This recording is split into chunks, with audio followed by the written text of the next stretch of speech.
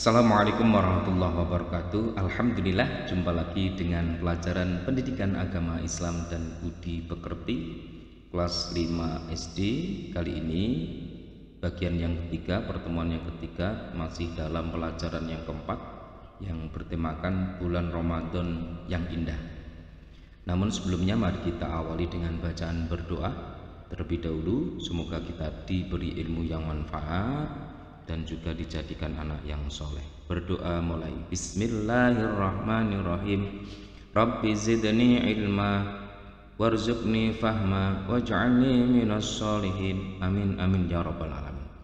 Baik anak soleh dan solehah, tujuan pembelajaran kita kali ini ialah kalian diharapkan setelah mempelajari materi ini nanti kalian bisa menyimpulkan pengertian sholat taraweh dengan benar dan juga menyimpulkan pengertian tadarus dengan tepat dan membandingkan pengertian infak dan sedekah dan juga menyimpulkan pengertian iktikaf di masjid dengan benar.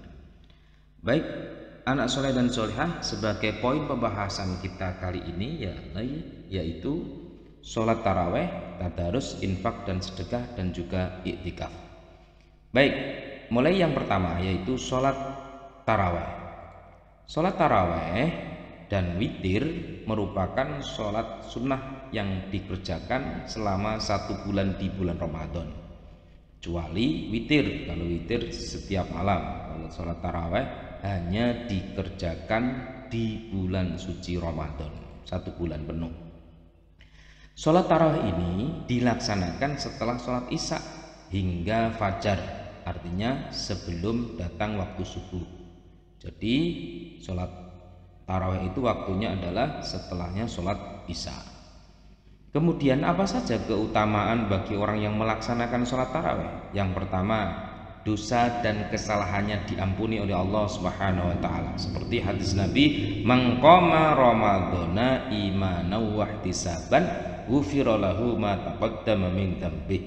Barang siapa ibadah atau yang dimaksud adalah sholat tarawih di bulan Ramadan seraya beriman dan ikhlas, maka diampuni baginya dosa yang telah lampau. Subhanallah.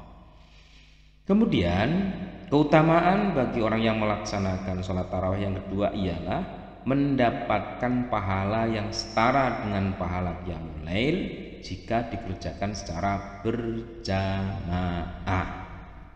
Nah, dan juga kalau dikerjakan secara berjamaah di masjid, di musola atau di tempat-tempat yang lain, maka juga akan mendapatkan keutamaan bisa mempererat ukhuwah Islamiyah. Bisa ketemu saudara, tetangga, bahkan yang mungkin awalnya tidak kenal jadi kenal dan seterusnya. Itu merupakan manfaat dari sholat tarawih dan masih banyak manfaat yang lain. Nah, berikutnya anak soleh dan solehah tentang tata cara mengerjakannya. Pada masa Nabi, sholat tarawih dikerjakan sama seperti sholat sunnah biasa. Yang membedakannya adalah niatnya. Sholli sunatat tarawihi rakaataini mustaqbilal qiblati lillahi ta'ala. Kalau jadi makmum ya makmuman lillahi ta'ala.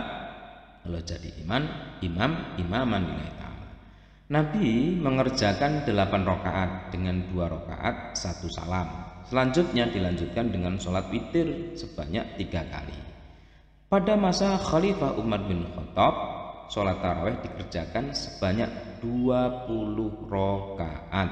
Dilaksanakan dengan 2 rakaat 1 kali salam, lalu ditambah dengan sholat witir 3 rakaat dengan 2 kali salam. Nah, maka sampai saat ini pun masih ada saudara-saudara kita atau kita ada yang menggunakan 8 rakaat ditambah witir, ada yang menggunakan atau melaksanakan atau mengerjakan 20 rakaat ditambah 3 witir. Itu pun sebagai pilihan, terserah kita mau milih yang mana, tapi semua punya dasarnya. Baik. Kemudian anak soleh dan solehah, tadarus. Ini poin yang kedua, yaitu membahas tentang tadarus. Apa itu tadarus?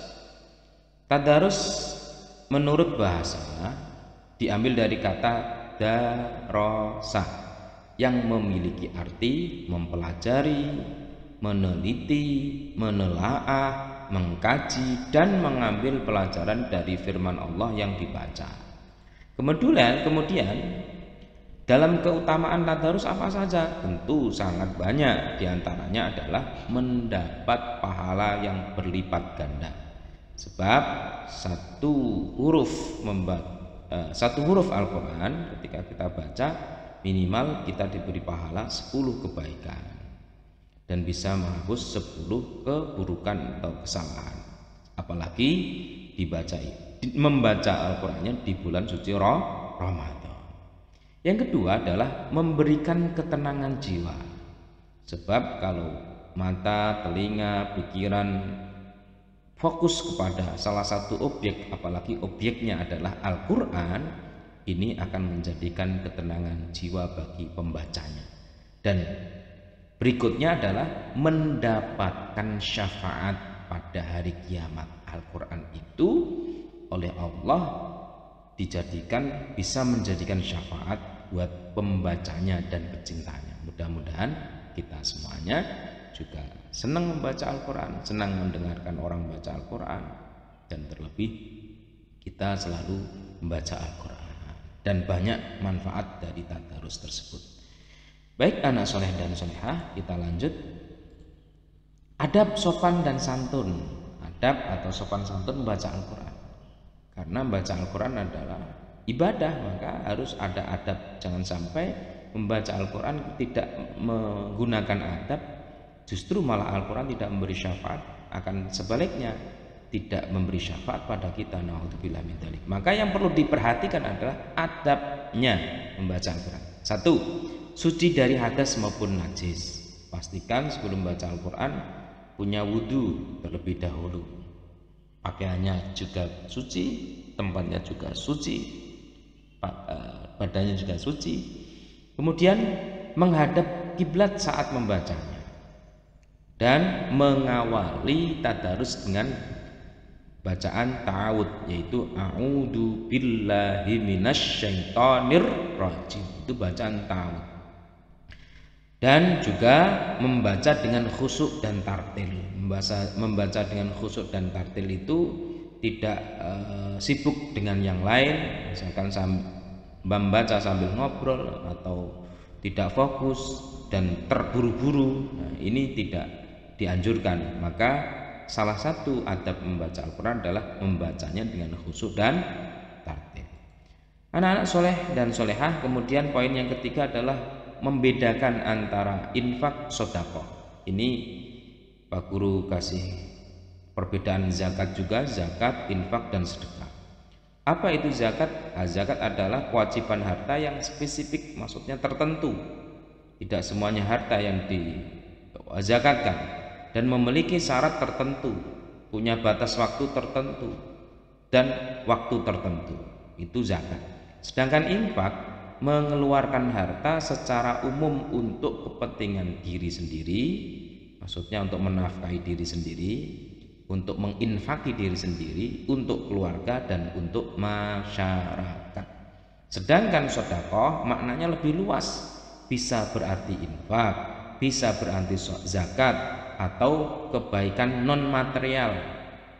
Non material itu misalnya tidak berupa harta, senyum sama temennya, membantu temannya dengan tangan kita, meminjami pulpen, meminjami pensil dan lain sebagainya, itu juga merupakan sedekah.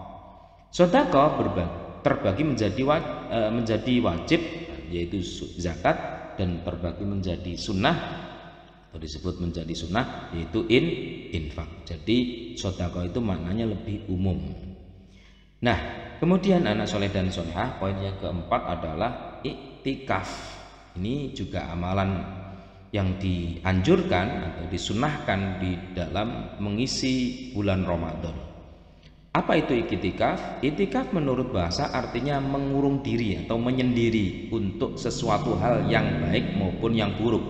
Itu makna secara bahasa, menyendiri, baik mengurung dalam keadaan baik maupun buruk, itu namanya iktikaf. Sedang menurut istilah Iktikaf adalah berdiam diri di dalam masjid sebagai bentuk ketaatan kepada Allah Subhanahu wa taala. Nah, berdiam diri di dalam masjid itu juga ada aturan mainnya, yakni dalam kondisi suci, tidak najis, pakaiannya tidak najis, badannya juga tidak ada najisnya, dan diniatkan niat iktikaf. Nawaitu iktikafa fil masjid sunnatan lillahi ta'ala, atau nawaitu iktikafa fil masjid lillahi ta'ala.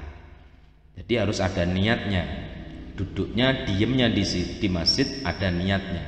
Nah, duduk dan diam itu maksudnya mengerjakan aktivitas-aktivitas yang mengandung ibadah. Contohnya zikir, banyak membaca istighfar, banyak membaca tasbih, banyak membaca tahmid dan seterusnya, atau membaca Al-Quran, atau membaca pelajaran-pelajaran yang lain. Tidak mengobrol tentang urusan dunia. Nah, itu punya nilai ibadah. Melakukan iktikaf di bulan Ramadan merupakan bentuk keutamaan yang diajarkan oleh baginda Nabi Muhammad Shallallahu Alaihi Wasallam. Bahkan Rasulullah Shallallahu Alaihi Wasallam beriktikaf pada 10 hari terakhir di bulan Ramadan. Mudah-mudahan kita semuanya juga bisa mengisi bulan Ramadan dengan kebaikan-kebaikan. Nah, ini gambar tentang contoh tentang iktikaf. Ini ada yang dilakukan secara bersama atau berjamaah, ada temannya di masjid, ada yang dilakukan dengan cara sendiri.